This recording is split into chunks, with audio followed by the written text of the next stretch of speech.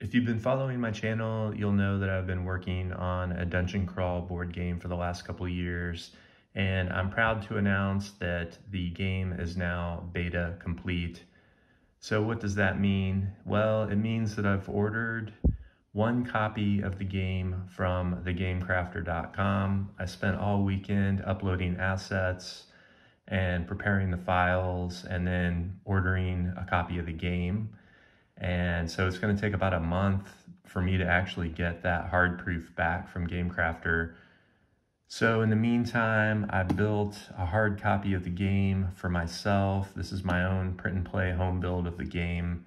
And I'm going to be beta testing the game while I'm waiting for the proof to come back from GameCrafter. Originally, I wanted to use GameCrafter copies of the game for beta testing, but by the time I get my copy back, make any changes that need to be made, and order beta testing copies, that's going to be a couple months from now. So now I'm tempted to just build 2 or 3 copies of the game myself and wrangle up 2 or 3 or 4 beta testers.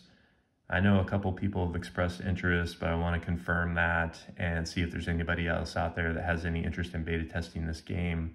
The bottom line is the game is finished. All the assets are finished. This is the first time that I've had the entire game component complete in a box.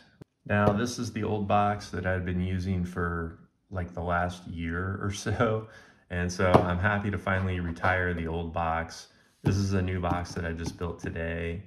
This is usually where people chime in and say they like the old one better. But I think I'm pretty happy with the new look and feel of the game. This box will probably have a few more graphics on it for when the final version 1 of the game ships. I'll probably have like playtime and number of players, like all those little icons, and like ages X and up.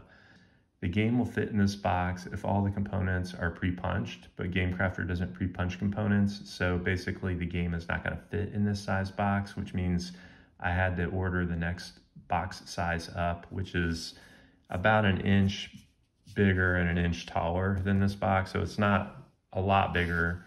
The downside to that is that it's not as compact and tidy as I wanted it to be, but the upside is the bigger box will be able to handle any expansions that I build for the game. So if I add more tile sets, more characters, more scenario books, those will all be able to fit inside the bigger box. So for now, I'm still pretending that the game is going to ship in this small box, but the reality is it's going to ship in a box that's like about twice this height and about 1 inch bigger on each axis.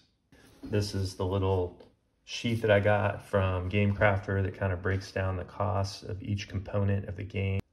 And total cost for the game is $49. So yeah, it's kind of expensive for a small game like this. This is the downside to print on demand. The prices are always going to be higher with print on demand. But the interesting thing is you can see the bulk pricing here. So if I ordered 100 copies of the game would only cost $30. If I ordered 500 copies of the game would only cost $25, $26. And at 1,000 copies of the game is down to like $23, which is, you know, competitive price. I can see why people use Kickstarter as pre-orders so that they can order in bulk and lower the cost of production. I think that all makes a lot of sense. I'm not going to be doing that out of the gate. I am working on a print and play version of the game, and that will be very cheap, possibly free. So I want anybody that wants to be able to play this game to be able to play it.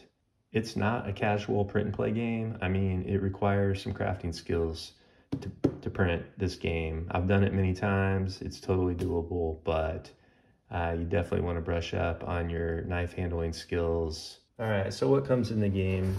So there's a 40-page rule book that comes with the game, and this has gone through many, many iterations. It's pretty tight at this point. Got your chit reference at the back.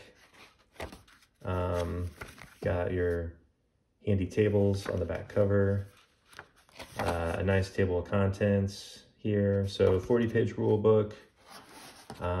There's a 32-page adventure book. The adventure book has more illustrations to try to capture the mood of the game, and this has been heavily edited and iterated upon. I've got some gameplay examples now. This is the first hard copy of the finished adventure book that I've ever made, so that's pretty cool. There's a little adventure record here on the inside back cover to keep track of campaign information, and then here's trap tables on the back. And then the game comes with starting equipment for the fighter, the cleric, the magic user, and the thief. And then we have discovery tokens, and the discoveries include treasure and objectives and traps. And then we have, these are the rare items. There are power items, or orange.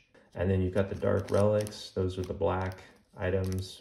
And then the purple are the lost artifacts. Then we've got environmental chits, stairs, debris, doors, gaps. And then we have the monster chits with the warning chit on one side and the alert monster on the other. There are also 60 square 3.5-inch cards that come with the game. You've got your hero cards, your stat trackers, and your player aids. There are 20 monster cards, one for each monster type. And then there are 28 map tiles. And then the game will come with 4 dice. There will be no divider that ships with the game. It's just gonna come in a box. But this is a very easy divider that can be printed out. This is everything that comes with the game. And like I said, all of this is gonna come in a slightly bigger box. So I've also been updating the website for the game. The moniker that I've been using for my game company is Make Stuff Games, kind of a riff off of the Make Stuff 2021 challenge. They got the whole ball rolling with this game development project, but I've updated the landing page for Make Stuff Games. I talk about Low, a fantasy adventure board game.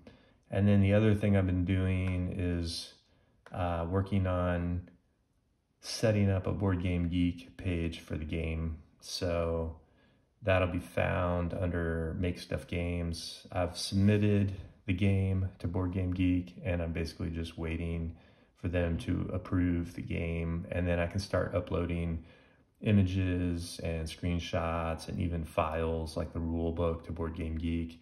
And so I'm hoping to use Board Game Geek as the main portal for the game, with forums and FAQs and file downloads and things like that. There's a lot of balls in the air right now, and I think I'm getting very close. I really just need to beta test the game right now. I need to play through an entire campaign. I need to play with multiple characters. I need to play true solo. I need to just kick the tires and see what's working and what's not. I've done a lot of playtesting, but this is the first time that I'll be playtesting with a feature complete, component complete version of the game. So that's pretty huge. So I guess the bottom line is, when is Low, a fantasy adventure board game, gonna be available for public consumption?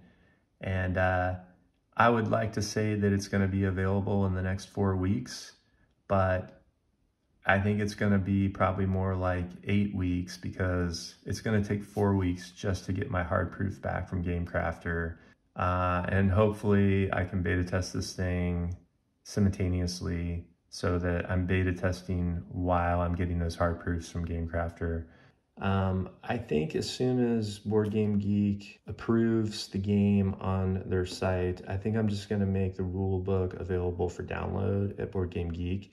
And I will make an announcement here on this channel when the rule book is available for download.